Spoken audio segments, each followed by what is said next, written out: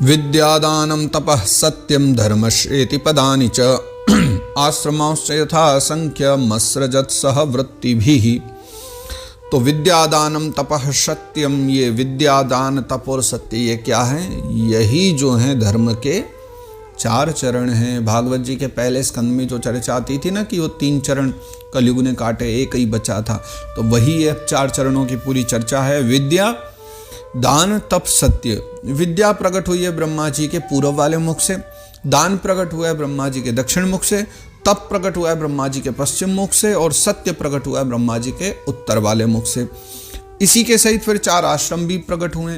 तो ब्रह्मचर्य जो आश्रम है वो प्रकट हुआ है ब्रह्मा जी के पूर्व मुख से, गृहस्थ प्रकट हुआ है दक्षिण मुख से, वानप्रस्थ हुआ है पश्चिम मुख से, और उत्तर मुख से प्रकट हुआ है संन्यास आश्रम। इसके पश्चात वो आगे कहते हैं, सावित्रम प्राजापत्यम च ब्रह्मम चात बृहत् तथा वार्ता संचयशाली न शिलोंच इति वैगृहे। इसके पश्चात जो है ना, अब ये शिलोंचाति, सावित्र, प्राजापति, ये सब वृत्तियों के नाम है। आपने कभी कभी सुना भी होगा कि हम तो भैया शिलोंच वृत्ति पर जीने वाले महात्मा हैं। तो इतने सौभाग्यशाली कहाँ हम लोग कि आजकल ऐसे महात्माओं के दर्शन हो, पर पहले हुआ करते थे। शिलोंच वृत्ति में, कपोत वृत्ति में, सावित्र वृत्ति में, ये अलग अलग वृत्तियां होती थी जीने की। आओ थोड़ा डिटेल में पढ़ते हैं कि वृत्तियां होती क्या हैं वस्तुतः और उनके क्या क्या विधान हैं। तो यहाँ लिखते हैं ये 42वें श्लोक में, सावित्रम प्राजापत्यम च ब्राह्मम चाथ तथा बृहत् तथा। सावित्र, प्राजापत्य, ब्राह्म और बृहत्, ये जो 4 वृत्तियां हैं ना, ये ब्रह्मचारी की हैं। तो अब अलग अलग बता रहे हैं ब्रह्मचारी की वृत्ति कौन सी है ना। ब्रह्मचारी कोई बनता है तो इनमें से कोई भी वृत्ति ग्रहण कर सकता है, और फिर गृहस्थ बनेगा तो कौन कौन सी होंगी। तो चलिए सबसे पहले सावित्र को समझते हैं। सावित्र क्या होता है कि जब हमारा उपनयन संस्कार होता है, यानी यज्ञोपवीत संस्कार होता है, तो गायत्री का अध्ययन करने के लिए 3 दिन का जो है ना एक व्रत करना पड़ता है। जब हमारा यज्ञोपवीत संस्कार आदि होता है तो उपसंस्कार होने के पश्चात की बात बता रहे हैं। यज्ञोपवीत होने के बाद फिर 3 दिन का एक व्रत होता है जिसमें मूल रूप से गायत्री का अध्ययन ही किया जाता है। तो वह जो व्रत है, उसी व्रत का नाम हमारे यहाँ सावित्र कहा गया है, यानी सावित्र व्रत होता है। तो फिर ब्रह्मचारी की जो 4 वृत्तियां, उनमें से पहली तो हो गई सावित्र, दूसरी हो गई प्राजापत्य। अब ये प्राजापत्य का मतलब क्या होता है कि जब हमारा उपनयन संस्कार हो जाए, फिर 1 वर्ष का अगर ब्रह्मचर्य व्रत धारण किया जाए, तो 1 वर्ष वाला जो ब्रह्मचर्य है उसको प्राजापत्य कहा गया है। दूसरा होता है ब्राह्म।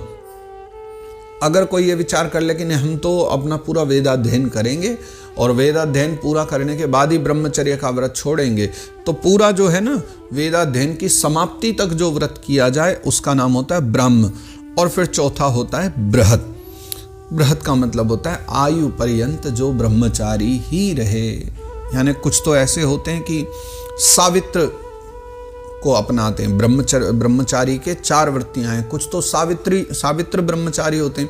सावित्र ब्रह्मचारी यानी उपनयन के बाद 3 दिन तक बस रहेंगे। कुछ होते हैं प्राजापत्य यानी 1 वर्ष तक रहेंगे। कुछ होते हैं ब्राह्म की जब तक वेद पढ़ेंगे ना तब तक रहेंगे। और एक होते हैं बृहत्। बृहत् होते हैं कि भैया हम तो सारा जीवन ब्रह्मचारी ही रहेंगे। तो ये वाले हो गए। तो ये 4 वृत्तियां तो हो गई ब्रह्मचारी की, सावित्रम, प्राजापत्यम, ब्राह्मम चात बृहत् तथा, ये हो गई 4।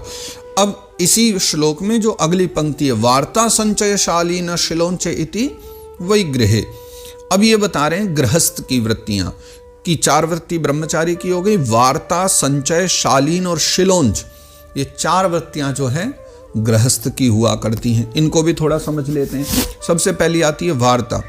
वार्ता का मतलब क्या होता है? कृषि आदि करना। आप जो खेती बाड़ी आदि करते हो ना, यानी शास्त्र विहित जो वृत्तियां हैं, शास्त्र से अलग जा करके नहीं, शास्त्र जिनको सम्मति देता है ऐसे कर्म करते हुए जब आप धन आदि कमा लो, जैसे खेती बाड़ी आदि करना, व्यापार आदि जो भी हैं इसमें आ जाते हैं शास्त्र सम्मत, तो उन सभी को वार्ता कहा गया है।